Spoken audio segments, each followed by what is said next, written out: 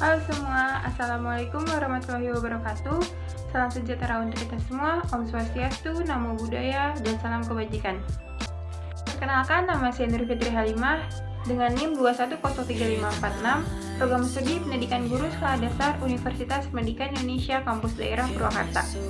Pada kesempatan kali ini, saya akan menjelaskan pematerian dari Psikologi Pendidikan dan Bimbingan. Yang pertama, kita akan mempelajari apa sih psikologi itu.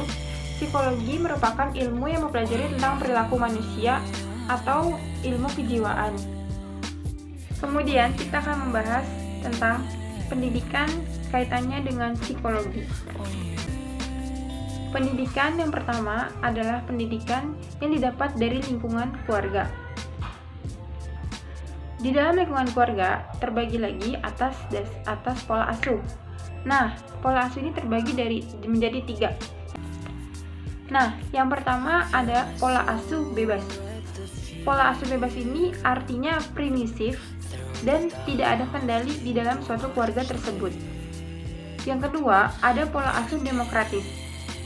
Pola asuh demokratis ini dominan tetapi ada diskusi antar keluarga. Yang ketiga, ada pola asuh otoriter, yang artinya dominan tapi sosok utama yang memberikan contoh di rumah adalah seorang ayah. Kemudian, kita akan membahas tentang fungsi psikologi bimbingan dan pendidikan, yaitu kita bisa mempelajari tentang proses perkembangan anak, karakteristik, mental, manusia harus dibimbing untuk menyesuaikan diri terhadap lingkungannya. Kemudian, ada tugas-tugas perkembangan anak. Nah, tugas-tugas perkembangan anak ini perkembangannya itu melalui dinamis dan optimal.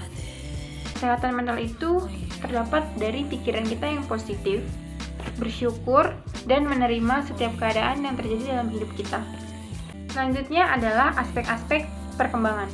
Perkembangan anak merupakan suatu proses perubahan di mana anak belajar menguasai suatu tingkat yang lebih tinggi dari aspek gerakan, berpikir, perasaan, dan interaksi. Selanjutnya ada definisi belajar.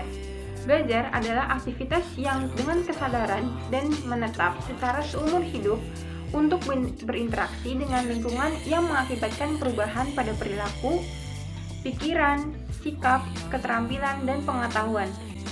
Nah, selanjutnya adalah prinsip-prinsip belajar. Yang pertama adalah keterlibatan siswa secara aktif. Yang kedua adalah kontekstual. Yang ketiga adalah keragaman media dan sumber belajar. Yang keempat ada pengembangan berpikir kritis, kreatif, dan inovatif. Dan yang kelima adalah ada pembiasaan. Nah, kemudian ada ragam pendekatan belajar. Ragam pendekatan belajar adalah ide, prinsip, pola pikir, mengajar yang ideal sesuai dengan keinginan pendidik. Tujuannya adalah untuk mencapai tujuan pembelajaran, misalnya dengan ranah kognitif, tingkah laku, dan keterampilan. Jadi, dengan menggunakan pendidikan kognitif ataupun pendidikan behavioristik, itu bisa mempermudah siswa-siswa kita dalam pengajaran dan mempermudah pendidik juga. Karena dengan menggunakan pola tersebut, kita bisa mengenal tingkah laku si anak, mengenal karakteristik mereka juga. Kemudian ada teori-teori belajar. Yang pertama ada aliran behaviorisme, yaitu berubah perilaku. Yang kedua, aliran konstruktivisme, yakni proses pembelajaran membangun pengetahuan. Yang ketiga ada aliran kognitivisme, yakni proses berpikir. Yang keempat ada aliran humanisme atau usaha memanusiakan manusia. Selanjutnya ada aliran teori belajar Thorndike atau stimulus untuk membentuk respon sebanyak-banyaknya.